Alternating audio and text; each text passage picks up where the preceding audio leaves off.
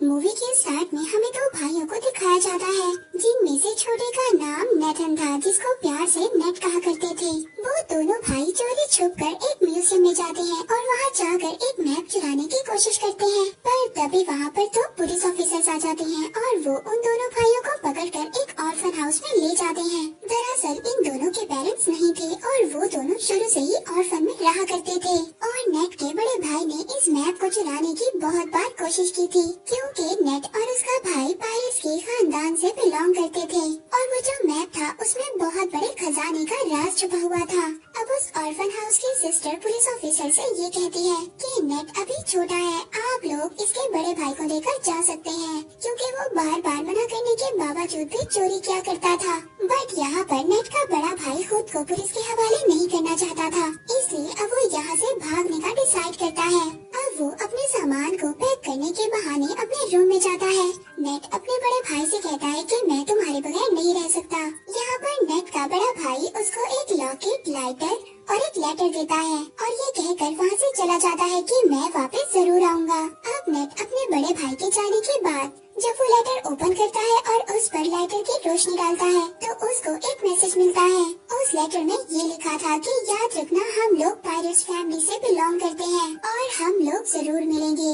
इसके बाद scene shift होता है और हमें 15 साल बाद का सीन दिखाया जाता है।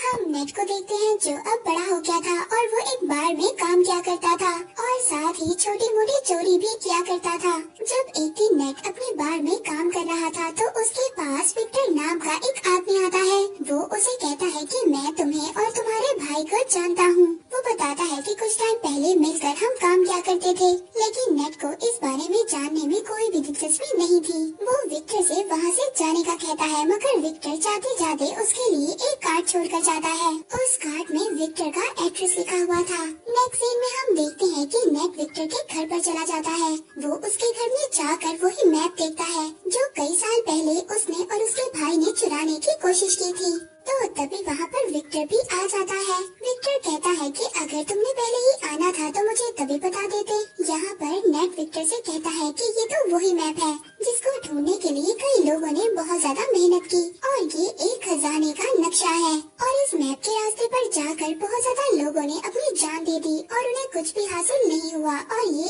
एक बकवास स्टोरी थी। विक्टर नेट से कहता है ये कोई बकवास स्टोरी नहीं है और मैं जानता हूँ तुम्हें और तुम्हारे भाई को इस मैप के बारे में काफी ज्यादा इन्फॉर्मेशन है। फिर इसके बाद विक्टर वहाँ पर नेट को एक बुक दिखाता है। उस बुक में वो एक शिप की तस्वीर दिखाता है। ये शिप कोई आम शिप नहीं है, बल्कि ये कोई बहुत ही पुरानी शिप है और इसकी कीमत 500 करोड़ है। और तो और उस शिप में बहुत ज्यादा खजाना भी छुपा हुआ है जिसको 18 लोगों ने मिलकर वहाँ पर छुपाया था। अब जब नेट को इस खजाने के बारे में इतनी ज्यादा इन्फॉर्मेशन थी तो विक्टर उसको कैसे जाने दे सकता था और अब वो उसे अपने साथ काम करने की ऑफर करता है, लेकिन नेट उसकी ऑफर को रिजेक्ट कर देता है। तो विक्टर उससे कहता है कि अगर तुम मेरा साथ दोगे तो तुम्हें तुम्हारा बड़ा भाई भी मिल सकता है। नेट घर जाता है और घर जाकर अपने बड़े भाई की चीजों को देखने लगता है और इसके बाद वो विक्टर के साथ काम करने के लिए एग्री हो जाता है।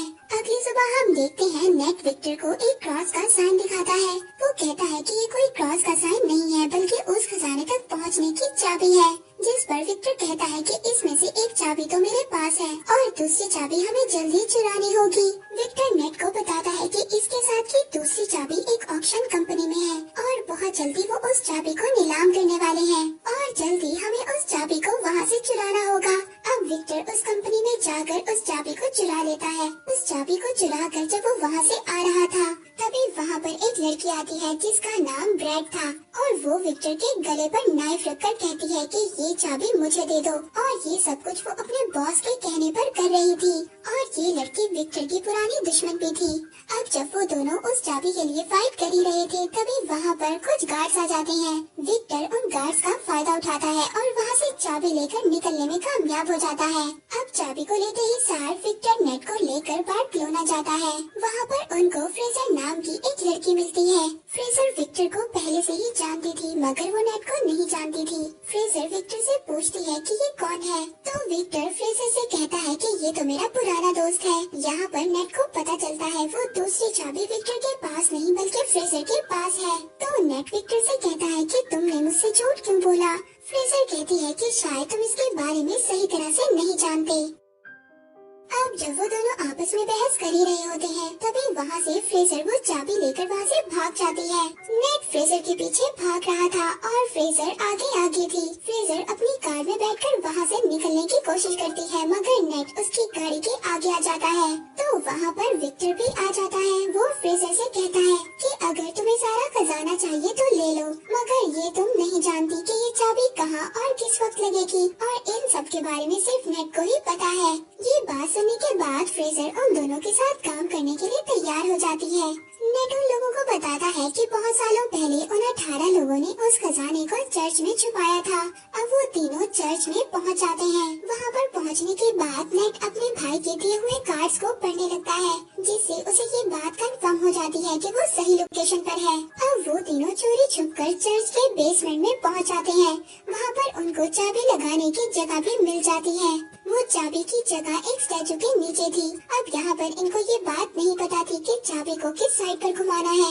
विक्टर बुक में पढ़ता है और कहता है कि दोनों चाबियों को क्लॉकवाइज घुमाना है। ऐसा करते ही उस स्टैचू में से कुछ एरोस निकलने लगते हैं मगर उन तीनों में से किसी को भी कोई नुकसान नहीं होता। इसके बाद दोबारा से रिस्क लेते हुए नेट और फ्रेजर चाबियों को एंटी क्लॉकवाइज घुमाते हैं जिसके बाद स्टैचू के पीछे से रास्ता निकल आता है। वो रास्ता एक गुफा से होकर जा रहा था।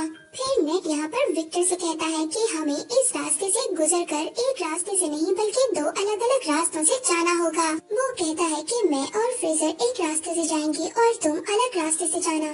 इसके बाद नेट और विक्टर अपने फोन को जीपीएस के साथ कनेक्ट कर लेते हैं।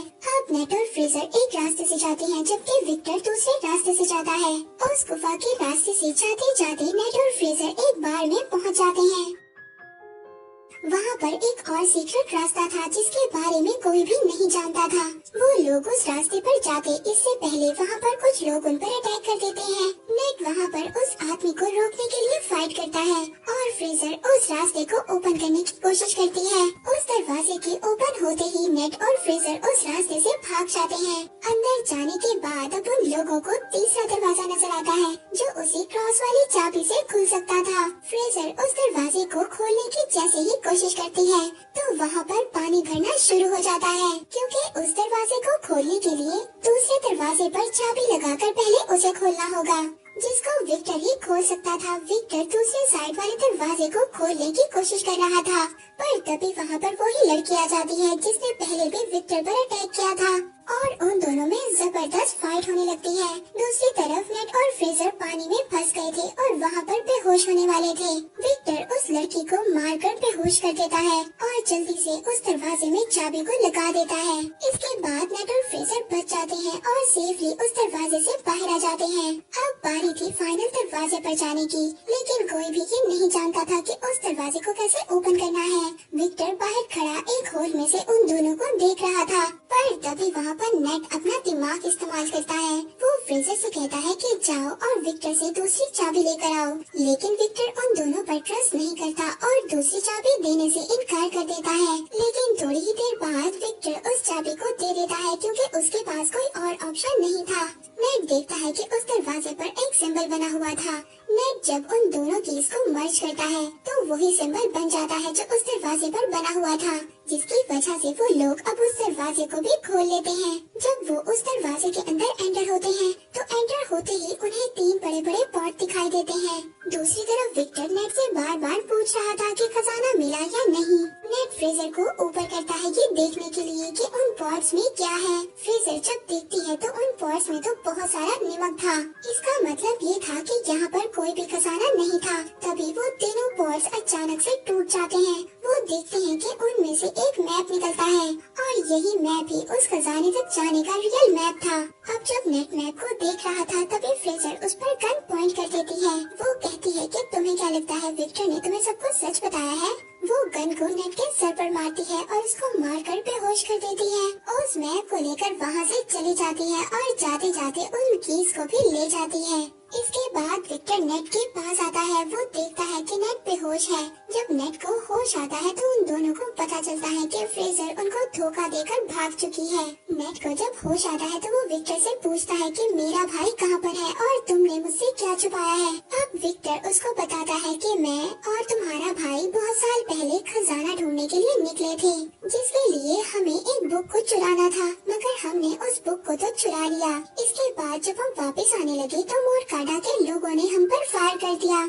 उस फायरिंग में तुम्हारे भाई को एक बुलेट लगी, जिसकी वजह से उसकी डेथ हो गई। ये सुनकर नेट बहुत ज्यादा इमोशनल हो जाता है, वो रोने लगता है। वो विक्टर से कहता है कि तुमने मेरे भाई को मरने के लिए छोड़ दिया था और अब तुम दोबारा से उस खजाने तक पहुंचने के लिए मेरा इस्तेमाल कर रहे हो। तो विक्टर कहता है कि ठीक है, मैंने झूठ बोला, मगर तुम्हारा भाई भी यही चाहता था कि उसके मरने के बाद तुम उसके ड्रीम को पूरा करो। नेट विक्टर से कहता है कि ठीक है, मैं उस खजाने तक अपने भाई के लिए जरूर जाऊंगा। इसके बाद हम दोनों के रास्ते अलग अलग होंगे। इसके बाद हम फ्रेजर को ब्रेड और उसके बॉस के साथ देखते हैं, यानी कि फ्रेजर इन दोनों के लिए काम कर रही थी। अब जो ब्रेड का बॉस था वो ब्रेड से कहता है कि आज के बाद तुम फ्रेजर के अंडर काम करोगी। और इसके बाद ब्रेड का बॉस अपनी पूरी टीम को लेकर खजाने की तलाश में प्लेन में बैठकर निकल जाते हैं और वो अपने साथ जरूरत के सामान को भी ले लेते हैं। प्लेन में बैठा ब्रेड का बॉस सबसे यही कह रहा था कि वो खजाना मेरा था और वो कई साल पहले मेरे खानदान से गुम हो गया था। लेकिन तभी ब्रेड अचानक से आकर पीछे से अपने बॉस का गला काट देती है। बॉस को मारने के बाद फ्रेजर अब ये समझ जाती है कि ये उसको भी मार देगी, इसलिए वो अपनी जान बचाने के लिए प्लेन्स में जो कार थी उसमें छुप जाती है। इस पर ब्रेड अपने आदमियों से कहती है कि फ्रेजर तुम्हें जैसे ही नजर आए तुम उसको फौरन से फायर कर देना। अब वो लोग फ्रेजर को वहाँ पर ढूंढ ही रहे थे, तभी हम नेट और विक्टर को देखते हैं जो एक कार की डिक्की में छुपकर उस प्लेन में आ गए थे। अब जब वो सभी लोग फ्रेजर को ढूंढ रहे थे, इस बात का फायदा उठाकर नेट और विक्टर उस मैप को चुरा लेते हैं। इसके बाद ब्रेड और फ्रेजर में भी फायरिंग स्टार्ट हो जाती है। वो एक दूसरे पर फायर कर रही होती है। विक्टर नेट से कहता है कि हमें मैप मिल चुका है, इसलिए हमें जल्दी से पैराशूट लेकर यहाँ से जाना होगा। यहाँ पर विक्टर पैराशूट लेकर जंप मार देता है, मगर नेट वहीं पर रुक जाता है और ब्रेड से कहता है कि तुमने मेरे भाई को मारा था। वो वहाँ के सभी कार्गो को पैराशूट से अटैच कर खोल देता है, जिससे कि प्लेन का सारा सामान बाहर गिरने लगता है। वहाँ पर ब्रेड के लोग नेट और विक्टर पर फायर करने लगते हैं। तभी वहाँ पर नेट का पाँव कार्गो में लगी बेल्ट में फंस जाता है और वो उस सामान के साथ ही बाहर हवा में उड़ने लगता है। लेकिन वो बहुत ज्यादा कोशिश करने के बाद दोबारा से प्लेन में आ जाता है। तभी वहाँ पर फ्रेजर एक बड़ी सी कार को लेकर प्लेन से जंप करने वाली थी। वहाँ पर नेट भी खड़ा था। अब कार के साथ दोबारा से नेट भी नीचे गिर जाता है। अब जब वो दोनों नीचे गिर रहे थे तभी फ्रेजर नेट से कहती है कि जल्दी से पैराशूट खोलो, लेकिन यहाँ पर तो नेट ने कोई पैराशूट लिया ही नहीं था। अब वो दोनों हवा में ही उड़ रहे थे, मगर तभी जल्दी से नेट एक कार्गो के पैराशूट को ओपन करता है और वो दोनों उस कार्गो पर चले जाते हैं। उस पैराशूट पर जाने के बाद वो दोनों समुद्र पर लैंड करते हैं। अब वो लोग एक बीच पर पहुंच गए थे। वहाँ पर पहुँचने के बाद वो एक होटल में स्टे करते हैं। उस होटल में जाने के बाद वो दोनों मैप को समझने की कोशिश करते हैं, लेकिन यहाँ पर फ्रेजर को तो कुछ भी समझ नहीं आती और वो आराम से जाकर सो जाती है। लेकिन नेट यहाँ पर पूरी रात मेहनत करता है और उस मैप को समझ लेता है और कुछ नोट्स भी बना लेता है। जब सुबह फ्रेजर उठती है तो वो देखती है कि नेट ने मैप को समझकर नोट्स भी बना लिए हैं और वो यहाँ पर दोबारा से चला के दिखाती है। वो उस नोट को लेकर खजाने के लिए निकल जाती है। नेट जब सुबह उठता है तो वो देखता है कि वहाँ से नोट गायब है और ये देखकर वो मुस्कुराने लगता है। दरअसल नेट ने उस नोट पर गलत लोकेशन को मेंशन किया था और जो रियल लोकेशन थी वो नेट के पास ही थी। नेक्स्ट सीन में हम देखते हैं कि नेट एक बोट में उस लोकेशन पर पहुंच जाता है जो एक आइलैंड की गुफा में था। वहीं पर दूसरी तरफ ब्रेड ने भी नेट पर नजर रखी हुई थी। वहीं पर नेट पानी में जंप कर स्विम कर उस गुफा तक पहुंच जाता है, जहां पर वो दो बहुत बड़ी बड़ी शिप्स को देखता है, जिसको ढूंढते हुए न जाने कितने लोगों ने अपनी जान को गंवाया था। उस शिप के जब नेट अंदर जाता है तो वहाँ पर उसको बहुत सारा गोल्ड मिलता है, लेकिन पीछे से तभी उसे विक्टर की आवाज आती है। विक्टर भी वहाँ पर आ गया था और ये देखकर नेट काफी ज्यादा डर जाता है और पूछता है कि तुम यहाँ पर कैसे आ गए। तो वो उससे कहता है कि क्या तुम भूल गए, तुमने तो मुझे अपने जीपीएस से कनेक्ट किया था। अब जब वो दोनों मिलकर उस खजाने को देख ही रहे थे, तभी वहाँ पर ब्रेड भी अपने लोगों के साथ आ जाती है। उन लोगों को देखकर नेट और विक्टर दोनों चुप जाते हैं। ब्रेड तभी अपनी पूरी टीम को बुलाती है और उन दोनों शिप्स को प्लेन के जरिए वहाँ से लेकर जाने वाली थी, क्योंकि वो ये जानती थी कि खजाने के साथ साथ उस शिप की कीमत भी करोड़ों में थी। अब विक्टर और नेट उस शिप से बाहर आते हैं। वो दोनों अब उस शिप को ही हाईजैक करने का प्लान बनाते हैं। वो वहाँ पर शिप के फ्रंट पर आते हैं और वहाँ पर सभी गार्ड से फाइट करने लगते हैं। यहाँ पर नेट भी सभी गार्ड्स को खूब मार रहा था। वो गार्ड्स को पानी में नीचे फेंक देते हैं। अब एक एक गार्ड को मारने के बाद वो प्लेन को हाईजैक कर लेते हैं। ब्रेड जब ये देखती है तो वो गुस्से में आ जाती है। वो दूसरे शिप से उन लोगों पर अटैक करवाती है। विक्टर ब्रेड और उसके लोगों से बचने के लिए हेलीकॉप्टर को तेजी से उड़ा रहा था, मगर यहाँ पर ब्रेड तो उसके पीछे ही पड़ गई थी। इसके बाद ब्रेड के लोग नेट के शिप पर आ जाते हैं। वो सभी लोग नेट से फाइट कर रहे थे, पर तभी ब्रेड सामने से आकर नेट के शिप से टकराने ही वाली थी। नेट पुराने कैनन से ब्रेड के हेलीकॉप्टर पर अटैक कर देता है, जिससे उसका हेलीकॉप्टर डिस्ट्रॉय हो जाता है और तभी उसका शिप भी एक पहाड़ी से टकराता है और पूरी तरह से डिस्ट्रॉय हो जाता है। मगर ब्रेड वहाँ से बच जाती है और अब वो नेट के शिप पर जंप करती है। वो नेट से कहती है कि जो मेरा नहीं हो सकता वो किसी का भी नहीं हो सकता, और इतना बोलकर वो शिप के एंकर को समुद्र में फेंक देती है, जिसकी वजह से शिप और हेलीकॉप्टर आगे नहीं बढ़ पाते और विक्टर का सोने से भरा हुआ बैग भी नीचे गिरने लगता है। वो अपने हेलीकॉप्टर को ऑटो पायलट कर उस बैग को बचाने जाता है। उधर नीचे शिप पर ब्रेड और नेट की आपस में फाइट हो रही थी। नेट अब किसी तरह से बचते बचाते हेलीकॉप्टर पर चढ़ने की कोशिश करता है और उसके पीछे ब्रेड भी आ रही थी। विक्टर यहाँ पर गोल्ड से भरे हुए बैग को सेक्रीफाइस कर देता है। वो ब्रेड पर देकर मारता है, जिसके बाद ब्रेड पानी में जाकर गिरती है। लेकिन तभी वो शिप जो हेलीकॉप्टर से लटक रही थी उसकी रस्सी भी टूट जाती है। अब नेट को तो विक्टर किसी तरह से ऊपर खींच लेता है, लेकिन वो पूरी की पूरी शिप ब्रेड के ऊपर गिर जाती है, जिसकी वजह से अब उसकी डेथ हो जाती है और वो शिप वहीं पर टूटकर तैरने लगती है। नेट विक्टर से कहता है कि हम ये गोल्ड अभी भी हासिल कर सकते हैं, लेकिन विक्टर उसको मना कर देता है। वो कहता है कि अब ये सारा सोना गवर्नमेंट का हो चुका है और वो लोग उसे लेने के लिए आ रहे हैं। जिसके बाद विक्टर दुखी होकर हेलीकॉप्टर चलाने लगता है। तो नेट उससे कहता है कि दुखी मत हो, और फिर वो एक एक कर गोल्ड को अपनी पॉकेट से निकालने लगता है और वो दोनों खुशी खुशी जाने लगते हैं। मूवी के लास्ट में हम देखते हैं कि एक मोटर बोट नेट और विक्टर का पीछा कर रही है, जो कि कोई और नहीं बल्कि फ्रेजर ही थी, जिसको नेट ने बेवकूफ बना दिया था। हम देखते हैं कि नेट का भाई अभी भी जिंदा था, जो कि एक जेल में बंद था, और इसी के साथ ये मूवी यहीं पर एंड हो जाती है।